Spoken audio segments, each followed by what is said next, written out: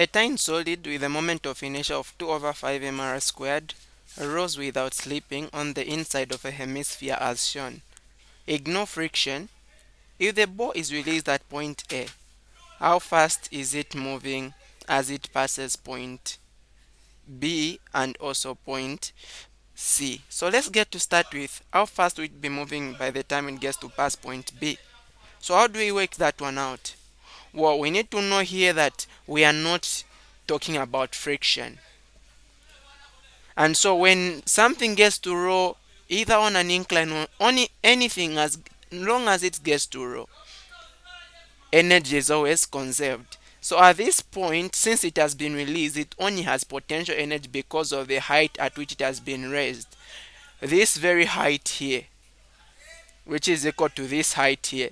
And this is a semicircle, so that height is equal to this distance also, because we know that when we've got a circle, the radius is always the same. This is the radius and this is also the radius, and that is the same distance as this one, so that is going to be the height through which it falls. So conservative forces only depend on the height, they don't depend on the path that is taken. So we are saying potential energy is just going to be converted into what? Kinetic energy. Now this mass is not only falling, it's not just moving, it is also rotating. So to kinetic energy and also to rotation kinetic energy, potential energy is given by mgh, and that is going to be equal to kinetic energy given by half mv squared.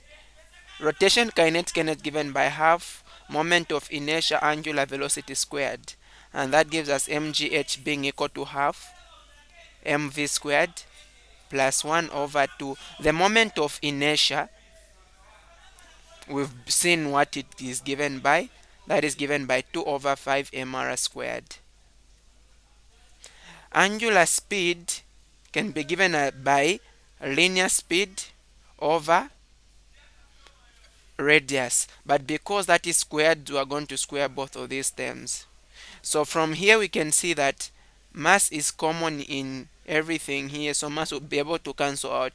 These two can cancel out with these two. The r squared will also cancel with the r squared there. So what we are going to have is gh being equal to half v squared, and then plus, we're just going to remain, if we multiply a1 by a 1 over 5 there, that is going to give us 1 over 5, and then we've just remained with a v squared, giving us gh being equal to 1 over 2 plus 1 over 5, that is going to give us 7 over 10. V squared is common, so I'm going to make v sub to the formula.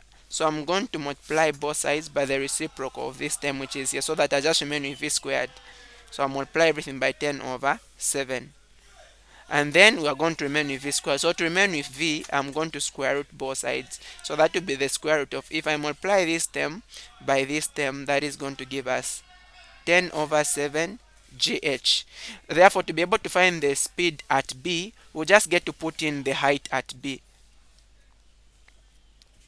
So let me start with part A, where we want to find the speed at b. So speed is going to be given by the square root of 10 over 7 multiplied by g, which is 9.8, multiplied by the height. The height, this height here, is the same as this distance given, but it is just been given in what? In centimeters.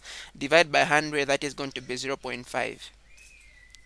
So if we get to punch this on our calculators, we should be able to find, okay, 9.8 multiplied by 10 multiplied by 0.5, and then divided by 7, and then we get to square root that. That is going to give us 2.65 meters per second. So that is going to be the answer for part A.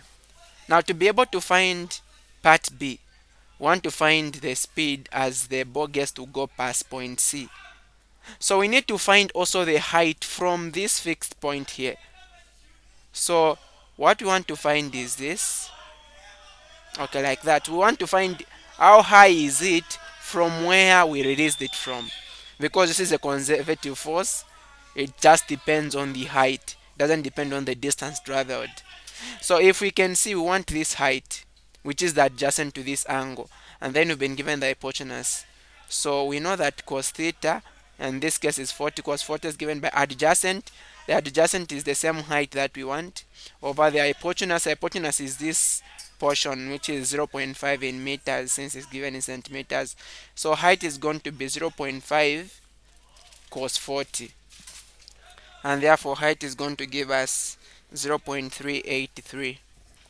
So to be able to find the speed at B, it is a very same formula, that will be the square root of 10 over 7 now multiplied by 9.8. We'll just get to multiply with the height. Now the height in this case at point C is 0.383. So therefore the velocity at point C, that is going to give us 2.32 meters per second.